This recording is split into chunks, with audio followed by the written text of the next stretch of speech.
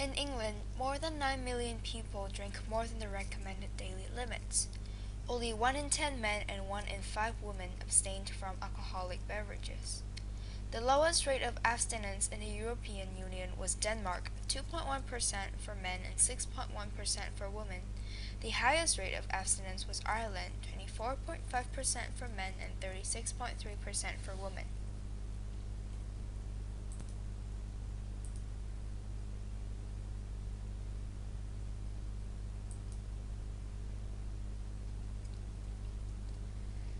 Although beer has existed in Asia for 7,000 years, but the continent has only topped in beer consumption over the last few years, overtaking America and Europe. The beer market there also has the highest growth rate thanks to China.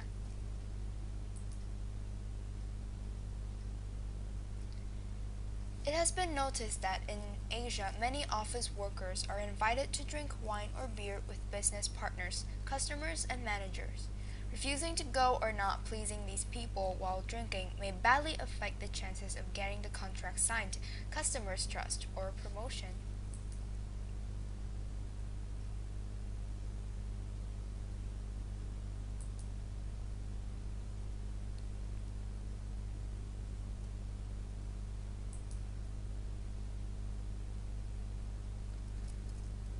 Men drink more than women is an obvious fact because scientifically, women do not have the ability to consume as much alcohol as men can because women have less body water than men of similar weight, so the alcohol in the woman's bloodstream is more concentrated. By comparing age groups, it is the fact that young people, those aged 16 to 24, were more likely to have drunk very heavily at least once during the week, with similar proportions for men and women by 26% and 28%.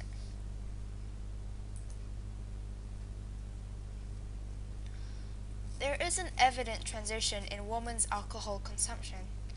In the past, alcohol was male-dominated. American tired male workers in the 19th centuries would drink to relieve stress. Men started to prefer heavy beverages such as rum or whiskey as they got cheaper. Usually, such high consumption of alcohol would often link to crime, domestic violence, poverty, and unemployment. Women were victims of this substance and they refused to consume it. If they drank alcohol in public, they'd be looked down to. As women became more empowered and granted equal rights as men, they strongly support the ban on alcohol as a part of their political process. They persuaded their husbands and children to vote for this prohibition. This happened widely in North America and Nordic countries. In Asia, according to our personal perspectives, having heard from our grandparents, Asian women barely drank at all. Asian women would prepare the wine in cups and only men would drink with each other. However, in the modern world, despite having to fight against alcohol in the past, 1 in every 8 American women have 4 drinks or more in one sitting. Female drinks as much as male, perhaps even more. Research has shown that Spanish female university students drank more than their male counterparts.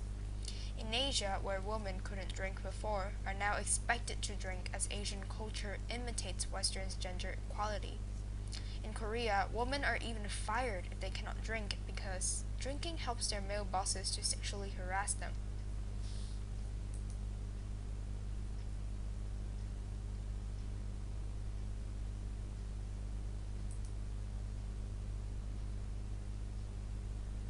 From a drinker's perspective, drinking can only harm the weaker and unhealthy ones. Peer pressure is hard to resist. In Asia, it is a workplace obligation, and drinking also helps one to relax and to be more open.